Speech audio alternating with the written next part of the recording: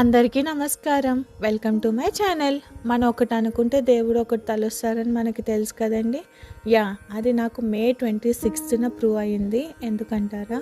నా మాటల్లో మీరే వినండి. ఆ రోజు మా అమ్మగారి బర్త్డే. అయితే మేము యాక్చువల్లీ శ్రీ సద్గురు మహర్షి మలయాళ స్వామి లలితాంబిక తపోవనంకి టెంపుల్కి వెళ్దామని స్టార్ట్ అయ్యాము. ఒక టెంపుల్తో ఆగకుండా మేము ఏ టెంపుల్స్ కవర్ చేసామో ఈ వీడియో చివరి వరకు చూడడం అయితే మర్చిపోకండి. అలాగే లైక్ చేసి, షేర్ చేసి, సబ్స్క్రైబ్ చేసుకోవడం కూడా మర్చిపోకండి. ఒక రోజులో అన్ని టెంపుల్స్ కవర్ చేయొచ్చా అని నాకు కూడా సర్ప్రైజింగ్గా అనిపించింది.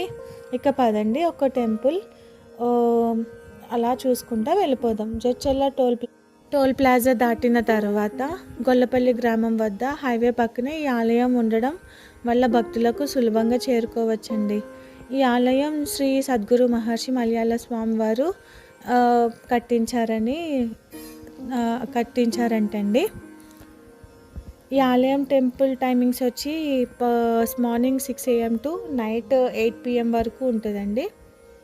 హైదరాబాద్ నుంచి కర్నూలు లేదా బెంగళూరు వెళ్ళే ప్రయాణికులకు ఇది ఒక ముఖ్యమైన దర్శనీయ స్థలం అండి. ఇక్కడ కింద శ్రీచక్రంని దర్శనం చేసుకోవచ్చు. చాలా అరుదైన టెంపుల్స్లో ఇలా శ్రీచక్రం చూస్తాం మనము. పైన ఆలయంలో ఏమో శ్రీ లలిత అమ్మవారు దర్శనం కూడా చేసుకోవచ్చండి. ఇక్కడ నిత్యం కుంకుమ పూజ కూడా జరుగుతూ ఉంటుందండి. నిత్యం కుంకుమ పూజ జరుగుతూ ఉంటుంది. ఇక్కడ పైన అమ్మవారి దర్శనం కూడా చేసుకోవచ్చండి, లలిత అమ్మవారి దర్శనము. ఇలా ఒక శ్రీచక్రం ఇక్కడ మెయిన్ అట్రాక్షన్ అండి టెంపుల్కి. చాలా అరుదైన టెంపుల్స్లో మనము చూస్తాము అలా శ్రీచక్రం కట్టి ఉండడము. అదిగోండి లలిత అమ్మవారి దర్శనము. ఇక్కడ మధ్యాహ్నం 12 గంటల నుంచి 2 గంటల వరకు అన్నదానం కూడా జరుగుతుందండి. మనకి తోచినంత దానం కూడా చేయొచ్చండి. మేము ఇక్కడే ప్రసాదం స్వీకరించి మేము స్టార్ట్ అయిపోయామన్నమాట. అక్కడి నుంచి ఎక్కడ స్టార్ట్ అవుతున్నామో మీరే చూడండి. ఇక్కడ గోశాల కూడా ఉంటుందండి. మహేష్ బాబు ఆవులంటే చాలా ఇష్టం అండి. సో అలా బర్డ్స్ని, ఆవును చూసుకుంటే చాలా ఎంజాయ్ చేశాడు. మేము ఇప్పుడు అక్కడి నుంచి ఎక్కడికి స్టార్ట్ అవుతున్నామో తెలుసా అండి? వికారాబాద్ శ్రీ అనంత పద్మనాభ స్వామి టెంపుల్కి అయితే స్టార్ట్ అయిపోయాము. యాక్చువల్లీ మా అమ్మగారు వాళ్ళ ఫ్రెండ్ కూడా వచ్చారండి. సో ఆవిడది వికారాబాద్ అనమాట. ఆవిడ చెప్పారు అనంత పద్మనాభ స్వామి టెంపుల్ చాలా ఫేమస్ అని వికారాబాద్లో, వాళ్ళ ఊర్లో. సో అందుకని అప్పటికప్పుడు అనుకుని స్టార్ట్ అయిపోయాము. నేను అందుకే అన్నానండి, మనం ఒకటి అనుకుంటే దేవుడు ఒకటి తలుస్తారు అనేసి అని. యాక్చువల్లీ సాక్షాత్తు విష్ణుమూర్తి మమ్మల్ని పిలిచినట్టు మేము చాలా హ్యాపీగా, లక్కీగా ఫీల్ అయ్యాము. మంచిగా వికారాబాద్ ఫారెస్ట్ మొత్తం చూసుకుంటూ అలా మధ్యలో లాంగ్ డ్రైవ్ కింద కూడా అయిపోయింది.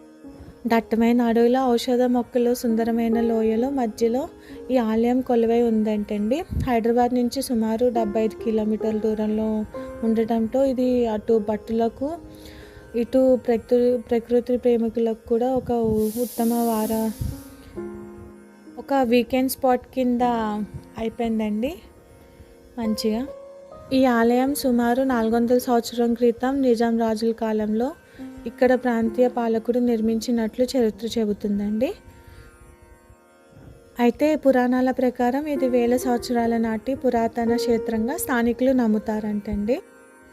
ముస్లిం పాలకుడైన నవాబ్ మీర్ ఉస్మాన్ అలీ ఖాన్ ఈ ఆలయం నిర్వహణకు, పూజలకు పెద్ద ఎత్తున నిధులు, భూములు విరాళంగా ఇచ్చి మత సామరస్యానికి ప్రతీకంగా నిలిచారంటండి. ద్వాపర యుగంలో కాలయవనుడిని అంతం చేసిన తర్వాత ముచ్చికుందుడు అనే రాజు ఈ కొండపైన ఘోర తపస్సు చేశాడని స్కంద పురాణంలో పేర్కొనబడింది. ఆయన తపస్సుకు మెచ్చి శ్రీ మహావిష్ణువు ఇక్కడ అనంత పద్మనాభ స్వామి రూపంలో స్వయముగా వెలిసారని ప్రతీతి అంటే.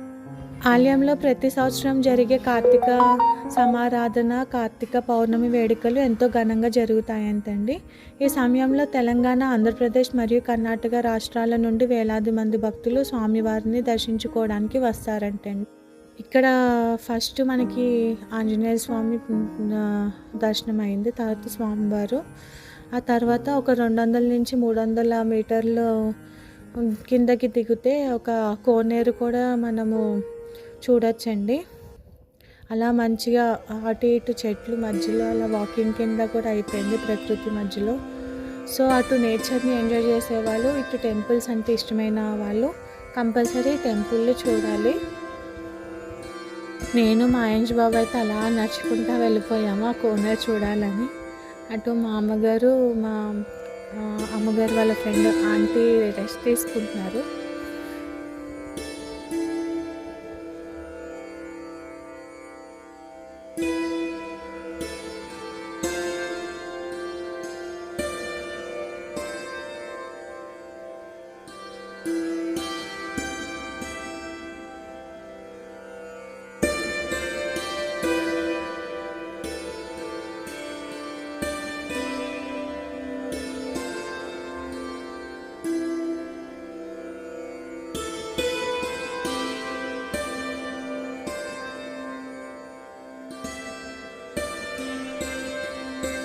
అదిగోండి ఇదే కోనేరు, మంచిగా చుట్టూరు ప్రకృతి అందాలు.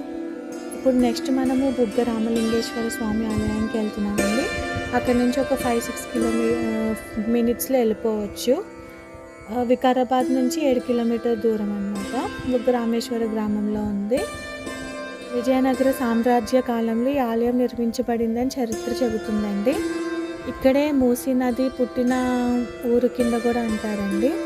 అదిగోండి అక్కడ ఒక చిన్న కోనేరులోని నంది నోట్లోంచి నిత్యం అలాగా నీళ్ళు వస్తూనే ఉంటాయంటండి. ఆ వాటర్ కూడా చాలా ఫ్రెష్గా ఉన్నాయి అసలు. ఈ ఆలయంలో శివలింగ కింద నుండి ఏడాది పొడవునా నిరంతరం ఒక భూగర్భ జల ప్రవాహం వస్తూనే ఉంటుందంటండి. అందువలన స్వామివారిని బుగ్గ రామలింగేశ్వరు అని పిలుస్తారు. అక్కడ నుంచి నార్ఖాండ్ శంషాబాద్ దగ్గరలో ఉన్న కలకత్తా కాళీమాత అమ్మవారు టెంపుల్కి వెళ్ళిపోయాము. ఈ టెంపుల్ సేమ్ కలకత్తాలో అయితే ఎలా ఉంటుందో సేమ్ అలాగే నిర్మించబడిందంటండి. సో అందుకని చాలా బాగుంది యాక్చువల్గా. సేమ్ కలకత్తాలో ఉన్న ఫీలింగ్ అయితే వచ్చింది. అదిగోండి అమ్మవారు. ఆ అమ్మవారికి ఎడం పక్కన శివుడు ఇంకా వెంకటేశ్వర స్వామికి దర్శనం చేసుకోవచ్చండి. కుడి పక్కనేమో వినాయకుడు, రాధాకృష్ణ వారిని కూడా దర్శించుకోవచ్చండి. ఇది ఒక సైట్ సీయింగ్ ప్లేస్ కింద చాలా బాగుందండి.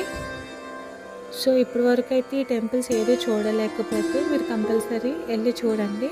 ఇప్పటి వరకు నా వీడియో చూసినందుకు చాలా thank you. Please like, share and subscribe to my channel. Bye.